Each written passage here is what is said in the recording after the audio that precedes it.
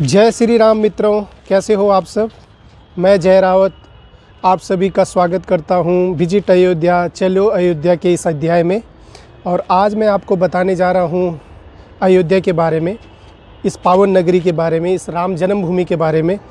इस वीडियो में आपको जानकारी मिलेगी कि आप कैसे अयोध्या पहुँचें, अयोध्या में कहाँ रुकें, अयोध्या में कहाँ कहाँ जाएं, कौन कौन सी जगह है जहाँ आप देख सकते हैं, किस किस पावन भूमि और मॉन्यूमेंट्स और जो भी मंदिर हैं उनके दर्शन कर सकते हो। मैंने सभी के बारे में इसमें जानकारी दे रखी है, तो आप वीडियो में अंत तक बने रहें ताकि आपको ये पूरी इन्फॉर्मेशन पहुंच सके। और कृपया दूसरों को भी शेयर करना ताकि जो इस यात्रा को करने के इच्छुक है उनको भी पूरी जानकारी मिल सके। तो आइए चलो अयोध्या। अयोध्या नगरी, जिसे हम राम जन्मभूमि के रूप में भी जानते हैं, इसका वर्णन है जो वो सभी वेदों, सभी पुराणों में हर जगह हुआ है। आपको मैं बताना चाहूँगा कि अथर्ववेद में अयोध्या जी को है जो वो ईश्वर का नगर कहा गया है, और इसकी जो तुलना है वो स्वर्ग से की गई है। जो हमारे प्रसिद्ध महाकाव्य है, रामायण है, रामचरितमानस है, उसमें भी अयोध्या की जो भव्यता है और जो उसका ऐश्वर्य है उसको बड़े रूप में प्रदर्शित कर रखा है। हम सभी हिंदुओं के लिए, हम सभी सनातनियों के लिए यह एक धार्मिक दृष्टिकोण से बहुत बहुत महत्वपूर्ण नगर है, जहाँ मेरे श्री राम प्रभु का जन्म हुआ था। अयोध्या नगर सरयू नदी के तट पर बना है। इसे कभी कौशल जनपद और साकेत भी कहा जाता था। अगर यहाँ की बोली और भाषा के बारे में बात करें तो अयोध्या में जो अयोध्या वासियों की जो बोली है वो अवधी बोली है, और यहाँ पे सभी लोग हिंदी भी बोलते हैं। अगर नदियों की बात करें तो अयोध्या में सरयू नदी है, और सरयू नदी के अलावा यहाँ पे 7 और नदियाँ भी गुजरती थी। यह सभी नदियाँ हैं जो वो सुप्त अवस्था में हैं, और इन सभी नदियों का जीर्णोद्धार हो रहा है।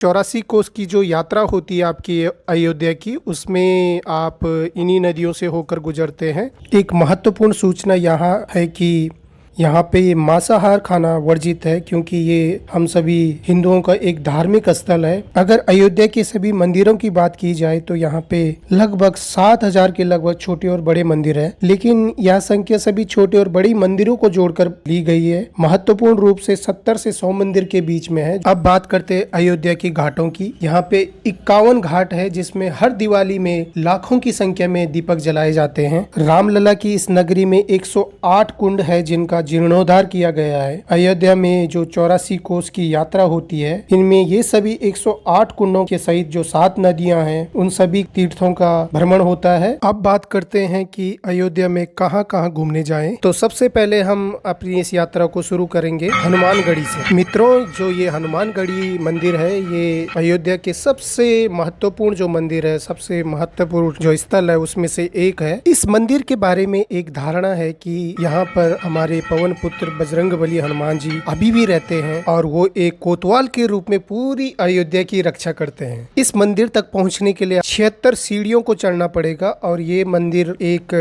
पहाड़ी पे स्थित है। जैसे ही आप मंदिर में पहुंचोगे तो आप देखोगे कि माता अंजनी की गोद में बैठे हुए हनुमान जी के आप दर्शन करेंगे। हनुमान जी का जो मंदिर है ये उनके बाल समय को दर्शाता है। यह जो मंदिर है ये रेलवे स्टेशन है जो अयोध्या का, वहाँ से केवल 1 किलोमीटर की दूरी पे स्थित है। माना जाता है कि जब भगवान राम जी, हनुमान जी, सारी वानर सेना थी, जब लंका विजय करने के बाद वापस अयोध्या आए थे, तब से हनुमान जी ने यहाँ पे एक गुफा में रहने की सोची, और वही गुफा है जो हनुमानगढ़ी है। यहाँ पर एक लंका से जीत के बाद लाया गया एक निशान रखा हुआ है, और इस निशान का नाम है हनुमान निशान, जो एक ध्वज है, और ये 4 मीटर चौड़ा और 8 मीटर लंबा ध्वज है। अब मैं आपको बताऊंगा कि हनुमानगढ़ी के दर्शन का समय क्या है। यहाँ पे 2 अलग अलग समय रखे गए हैं मौसम के हिसाब से, गर्मी में और सर्दी में। जो गर्मी में जो समय दिया गया है वो 7:30 बजे से 11:30 बजे, और उसके बाद 4:30 बजे से 9:30 बजे के बीच में। जबकि जो सर्दियों में दर्शन का जो समय दिया गया है वो 9 बजे से 11 बजे और शाम 4 बजे से 9 बजे तक। और यही मंदिर नहीं, और भी मंदिर है अयोध्या के, उसका भी टाइम लगभग यही है।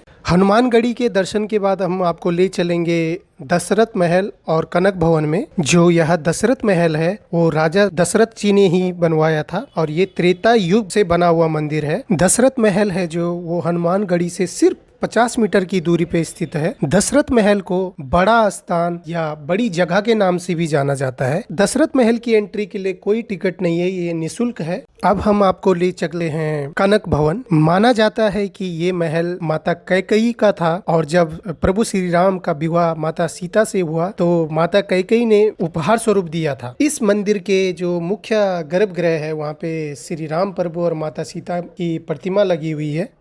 तो अब आपको हम ले चलते हैं मुख्य तीर्थ स्थल राम मंदिर में, राम जन्मभूमि में। मित्रों, राम मंदिर के बारे में आपको मैं एक स्पेशल अपडेट देना चाहता हूं कि यह मंदिर भी बिल्कुल उसी तरह से है जैसे आप अक्षरधाम में गए होंगे दिल्ली में। अगर नहीं गए तो मैं बताना चाहूँगा कि अक्षरधाम की तरह ही राम मंदिर में भी कोई भी इलेक्ट्रॉनिक गैजेट जैसे आपका मोबाइल हो गया, कैमरा हो गया, इलेक्ट्रॉनिक गैजेट किसी भी तरह का है उसको अंदर ले जाना बिल्कुल मना है। इवन कि आप तम्बाकू, बीड़ी, सिगरेट, ये सारी चीजें हैं जो ये भी अंदर नहीं ले जा सकते हैं, जो अच्छी बात है। उसके लिए मंदिर परिसर है उसके बाहर ही बहुत सारे लॉकर्स बना रखे हैं, तो आप लॉकर्स में ये सामान अपना जमा करवा सकते हो। अब मैं बताना चाहूंगा राम मंदिर के बारे में, पर मुझे लगता है कि अगर मैं इस वीडियो में राम मंदिर के बारे में आपको जानकारी देना शुरू कर दूं तो यह वीडियो बहुत लंबी हो जाएगी। तो उसके लिए मैंने क्या कर रखा है कि आपको ये डिस्क्रिप्शन में जाइए आप इसी वीडियो की, और वहाँ पे मैंने लिंक शेयर कर रखे हैं। मैंने हर एक इंडिविजुअल जो एक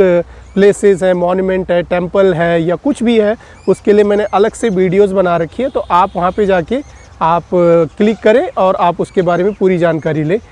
तो भक्तों, अब आपको ले चलते हैं श्री नागेश्वर नाथ मंदिर में। बाबा भोलेनाथ शिव शंकर को समर्पित यह मंदिर राम की पैड़ी से केवल 200 मीटर की दूरी पर स्थित है। पौराणिक मान्यताओं के अनुसार यहाँ पता चला है कि श्री राम प्रभु के जो छोटे पुत्र हैं कुश, उन्होंने इस मंदिर का निर्माण करवाया था। माना जाता है कि जब कुश सरयू नदी में स्नान कर रहे थे तो स्नान करते हुए उनका जो बाजूबंद है नहाते समय खो गया था, और यह बाजूबंद है जो कुछ दिनों बाद ही एक नाग कन्या को मिला, और नाग कन्या ने इस बाजूबंद को कुश जी को लौटा दिया था, जिससे उस नाग कन्या से प्रेम हो गया। वह जो नाग कन्या थी वह शिव की परम भक्त थी और उन्हीं के लिए कुश ने यह मंदिर बनवाया था। अब आपको ले चलते हैं गुप्तार घाट में। गुप्तार घाट है जो वही स्थान है जहां भगवान राम ने जल समाधि ली थी। आपने श्री रामानंद सागर की रामायण में भी देखा होगा कि जब अंत समय में यहाँ पे श्री राम भगवान जिस घाट में गए थे वही ये घाट है, गुप्तार घाट, और उनके साथ साथ सारे अयोध्या वासियों ने भी यहाँ पे जल समाधि ले ली थी। अभी भी मुक्ति पाने की इच्छा रखने वाले दर्शनार्थी यहाँ पे आते हैं और अपनी मुक्ति की कामना करते हैं।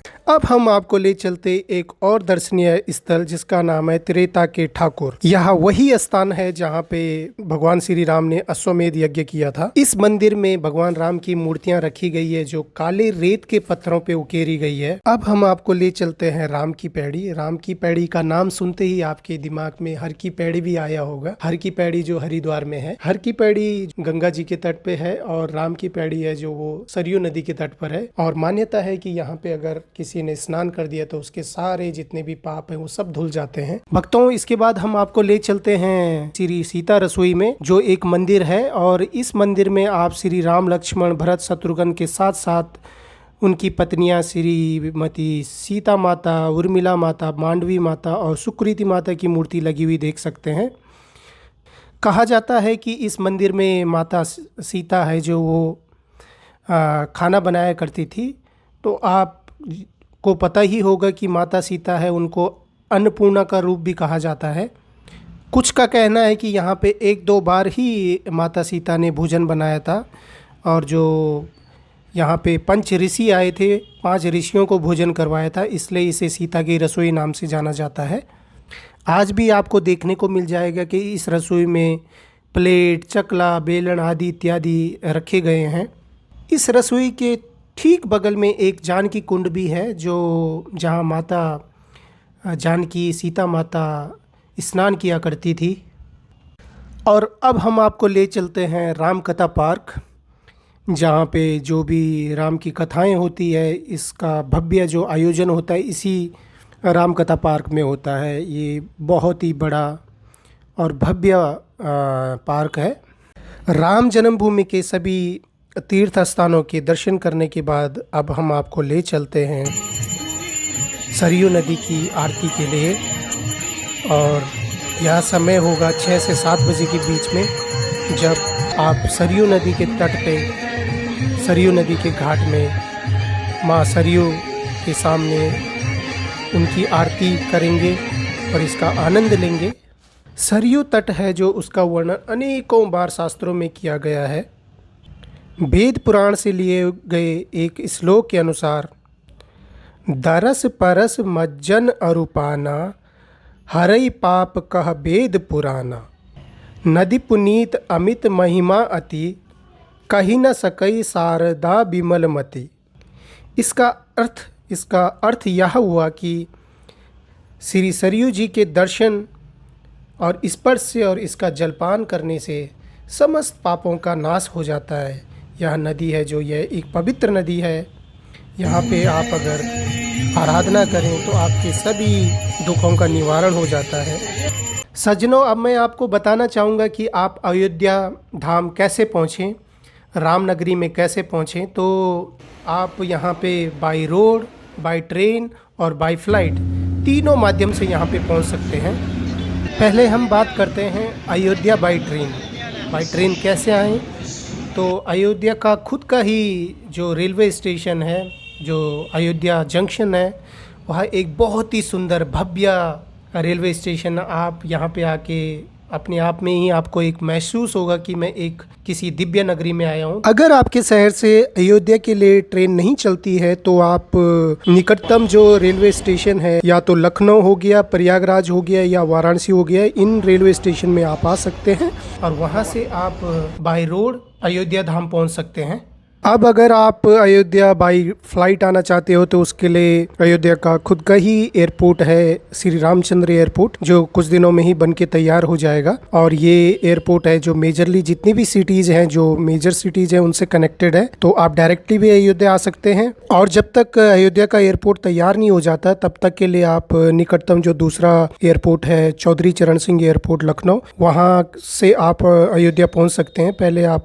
चौधरी चरण सिंह लखनऊ एयरपोर्ट आइए, वहाँ से 160 से 65 किलोमीटर की दूरी पे ही अपना अयोध्या धाम है।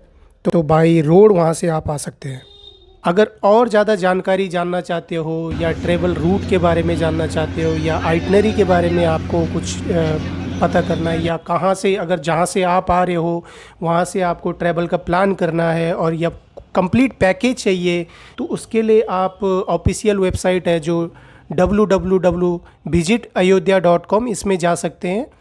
मैंने डिस्क्रिप्शन में भी आपको ईमेल एड्रेस और फ़ोन नंबर, व्हाट्सएप नंबर मैंने मेंशन कर रखा है, तो आप डायरेक्टली फ़ोन करके और ज़्यादा जानकारी ले सकते हैं। अगर इस वीडियो के माध्यम से मैं आपको थोड़ा सा भी जानकारी अयोध्या के बारे में दे पाया हूँ तो आपसे निवेदन है कि इस वीडियो को ज़रूर लाइक करें, आप ज़रूर शेयर करें और सब्सक्राइब करें ताकि ये वीडियो औरों तक भी पहुंच पाए।